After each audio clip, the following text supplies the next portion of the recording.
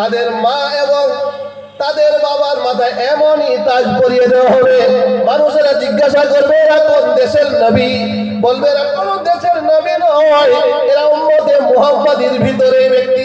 কারণ এই সব মানুষেরা এত সুন্দর পুরস্কার পেয়েছে দুনিয়াতে, তাদের সন্তানকে হাফিজ করেছে, এই জন্য আজকে ময়দান হাসরে নূরের টুপি পেয়েছে। বলুন সুবহানাল্লাহ।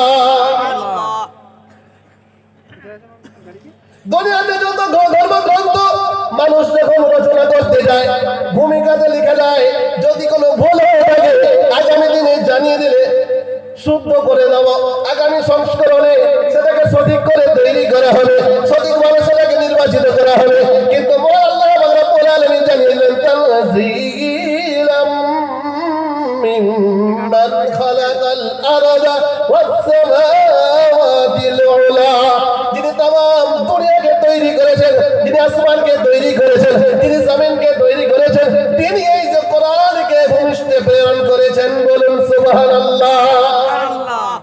কোন মানুষের পক্ষ থেকে আসে নাই। ওয়াসিম রিজভী বলেছিল 26টা আয়াতকে বাদ দিতে হবে, হয়েছে বাদ। কোরআনকে পরিবর্তন করতে এসে নিজেই পরিবর্তন হয়ে গেছে। আল্লাহ রাব্বুল আলামিন জানিয়ে দিলেন কোরআনকে আমি শুরু করেছি আমার প্রশংসা দ্বারা, আমার দুর্বলতা নয়। কোরআন যখন আপনি প্রথমে খুলবেন সর্বপ্রথমে পেয়ে যাবেন আলহামদুলিল্লাহি রাব্বিল আলামিন। আল্লাহ কত বড় দয়ালু, আল্লাহ কত বড় মেহেরবান, আল্লাহ কত বড় ক্ষমতা রাখেন। আল্লাহ রাব্বুল আলামিন জানিয়ে দিলেন বিশ্বের মানুষেরা তোমরা যদি আমার প্রশংসা লিখতে শুরু করো, কুল্লু কানাল বাহরু মিদাদান লিকালিমাতি রাব্বি লানাফিদাল বাহরু ক্বাবলা আন তানফাযা কালিমাতু রাব্বি ওয়ালাউ জি'না বিমিসলিহি মাদাদা। আল্লাহ রাব্বুল আলামিন জানিয়ে দিলেন সারা বিশ্বে যত পানি রয়েছে সকল পানিগুলোকে তোমরা কালি হিসাবে ব্যবহার করো। অন্য আয়াতে আল্লাহ জানিয়েছেন এইরকম সাতটা পৃথিবীকে জড়ো করো, আর জড়ো করার পরে তোমরা সেই পানিগুলো নিয়ে একত্রিত করো, আল্লাহর প্রশংসা লিখতে শুরু করো। আল্লাহ জানিয়ে দিলেন কুল্লু কানাল বাহরু মিদাদান লিকালিমাতি রাব্বি লানাফিদাল বাহরু ক্বাবলা আন তানফাযা কালিমাতু রাব্বি ওয়ালাউ জি'না বিমিসলিহি মাদাদা। আল্লাহ রাব্বুল আলামিন জানিয়ে দিলেন আমার প্রশংসা লিখে লিখে সমস্ত দুনিয়ার পানি শেষ হয়ে যাবে, তবু আল্লাহর প্রশংসা শেষ করা যাবে না। বলুন সুবহানাল্লাহ। আল্লাহ কত বড় দয়ালু, আল্লাহ কত বড় দয়াবান। আল্লাহ নিজের প্রশংসা দিয়ে কোরআন শুরু করেছেন। ভুল ধরতেছে পরিবর্তন। যদি কোনো মানুষ চিন্তা করে যে চ্যালেঞ্জ নেব, কোরআনের মতো কিছু তৈরি করব, আল্লাহ রাব্বুল আলামিন জানিয়ে দিলেন ওয়া ইন কুনতুম ফি রাইবিন মিম্মা নাযালনা আলা আবদিনা ফাতু বিসূরাতিন মিন মিসলিহি ওয়াদউ শুহাদাআকুম মিন দুনিল্লাহি ইন কুনতুম সাদিকিন। আল্লাহ রাব্বুল আলামিন বর্ণনা দিলেন তোমরা যদি চ্যালেঞ্জ করো কোরআনের মতো তৈরি করব, আল্লাহ জানিয়ে দিলেন চ্যালেঞ্জ করে তোমরা পারবে না, মানুষেরা পারবে না, জিনেরা পারবে না, तमाम দুনিয়ার সহযোগীরা তোমরা এক জায়গায় হয়ে যাও, কোরআনের মতো বানাতে পারবে না। মিম মিসলিহি সূরা বাকারার মতো সূরা না, সূরা ইয়াসিনের মতো সূরা না, সূরা মায়েদার মতো সূরা না, সূরা হামিম সাইদার মতো সূরা না, সূরা আল রহমানের মতো সূরা না, সূরা মুজাম্মিল মুত্তাসিরের মতো সূরা না, সূরা তাহা সূরা কাহাফের মতো না। মিম মিসলিহি ওয়াদউ শুহাদাআকুম মিন দুনিল্লাহি ইন কুনতুম সাদিকিন। আল্লাহ বললেন মুসলমানের ছোট্ট ছোট্ট মুসলমানের ছোট্ট মতো আয়াত তোমরা বানাতে পারবে না, কিয়ামত হয়ে যাবে। অন্য আয়াতে জানিয়েছেন কেয়ামত হয়ে যাবে, জিনেরা মানুষেরা নিরও একটা সূরার মতো মিসলি ছোট্ট সূরা বানাতে পারবে না। বলুন সুবহানাল্লাহ। সুবহানাল্লাহ, সুবহানাল্লাহ। কোরআন একটা মুজিজা, কোরআন একটা মুজিজা। পরিবর্তন তো দূরের কথা, একটা জের ও জবরের পরিবর্তন করাও সম্ভব হবে না। যদি মানুষেরা বলে ভুল আছে, আল্লাহ সর্বপ্রথম জানিয়ে দিয়েছেন যালিকাল কিতাবু লা রাইবা ফীহ।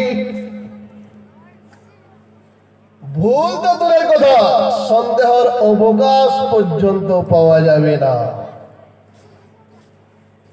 সেই কোরআনের হাফেজ কে? মাদ্রাসার তালিবে ইলম। কোন ভাষা এসেছে? আলিফ লাম রা, তিলকা আয়াতুল কিতাবিল মুবিন, ইন্না আরসালনাহু কুরআনান আরাবিয়্যান লাআল্লাকুম তা'কিলুন। আল্লাহু আকবার। আল্লাহ রাব্বুল আলামিন জানিয়ে দিলেন বিশ্বের মানুষেরা এটা ফার্সিতে নাজিল হয়নি, এটা ইংরেজিতে নাজিল হয়নি, এটা বাংলাতে নাজিল হয়নি, এটা উড়িয়াতে নাজিল হয়নি, এটা পাকিস্তানে নাজিল হয়নি, এটা ভারতে নাজিল হয়নি। দুটো শহরে নাজিল হয়েছে, একটা হলো মক্কা আর একটা হলো মদিনা। দুটোই বরকতপূর্ণময় জায়গা, দুটো শহরে বরকতপূর্ণময়। 24 ঘন্টা রহমত নাজিল হয় দুটো শহরে, একটা হলো মক্কা আর একটা মদিনা। আরবের ভাষা হলো আরবি, কারণ যাতে তোমরা বুঝতে পারো, যাতে তোমরা বুঝতে পারো, আরবি ভাষায় নাজিল করা হয়েছে। কখন? ইন্না আনজালনাহু ফি লাইলাতিল কদর। এই কোরআন লাইলাতুল কদরের রাত্রি বেলায় নাজিল হয়েছে। সুবহানাল্লাহ। এই কোরআনের ব্যাপারে যত বাস, যত মুবাহিসা, যা কিছু হয়েছে, কোরআনের আগে কেউ জিততে পারে নাই, কোরআনের উপরে কেউ যেতেও পারে না। কোরআনকে চ্যালেঞ্জ দিয়ে কেউ আগে যেতে পারে না, কারণ এই কোরআন সাধারণ নয়। এই কোরআন এসেছে কোথা থেকে? বাল হুয়া কুরআনুম মাজিদ ফি লাওহিন মাহফুজ। এটা সরাসরি লৌহে মাহফুজ থেকে এটা নাজিল করা হয়েছে। তামাম দুনিয়ার মখলুকাতের উপর যখন আল্লাহ পাক রব্বুল আলামিন দিতে চেয়েছিলেন, কিন্তু তারা নিতে পারে নাই। একমাত্র আশরাফে মখলুকাতের উপরে, তার উপরে কোরআন নাজিল হলো। এবং কেন নাজিল হলো? আল্লাহ পাক রব্বুল আলামিন জানিয়ে দিলেন কোরআন কার উপরে নাজিল হলো। ওয়া আমানু বিমা নুজিলা আলা মুহাম্মাদ ওয়া হুয়াল হাক্কু মির রাব্বিহিম। এই কোরআন জনাবে মুহাম্মদ রাসূলুল্লাহ সাল্লাল্লাহু আলাইহি ওয়াসাল্লামের উপরে নাযিল হলো। এই কোরআন কেন এসেছে? আলিফ লাম রা, কিতাবুন আনজালনাহু ইলাইকা লিতুখরিজান নাস মিনাল যুলুমাতি ইলান নূর। আল্লাহ রাব্বুল আলামিন জানিয়ে দিলেন এই কোরআন কেন দুনিয়াতে এসেছে। এই কোরআন আসার পরে মানুষ সিরাতে মুস্তাকিম পেয়েছে। এই কোরআন আসার পরে মানুষ জেনা ছেড়ে দিয়েছে। এই কোরআন আসার পরে মানুষ সুদ ছেড়ে দিয়েছে। এই কোরআন আসার পরে মানুষ গীবত ছেড়ে দিয়েছে। এই কোরআন আসার পরে মানুষ লটারি ছেড়ে দিয়েছে। এই কোরআন আসার পরে মানুষ হারাম ছেড়ে দিয়েছে। এই কোরআন আসার পরে মানুষ মূর্তি পূজা ছেড়ে দিয়েছে। এই কোরআন আসার পরে মানুষ আগুন পূজা ছেড়ে দিয়েছে। এই কোরআন আসার পরে সূর্যের পূজা ছেড়ে দিয়েছে।